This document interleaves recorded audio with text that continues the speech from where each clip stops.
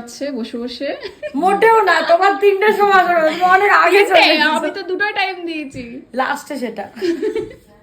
তো তোমরা দেখতেই পেলে আমার ব্রাইড এখনও রেডি হয়নি। আর যেহেতু একটু টাইম ছিল বেঁচে, তো আমাদেরকে বললো তোমরা খেয়ে নাও, ততক্ষণে আমি রেডি হয়ে যাব।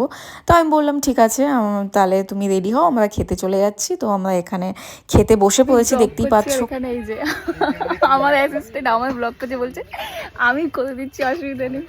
এত ভালো দিদি আমি কোথায় রাখবো বলো? ঠিক আছে।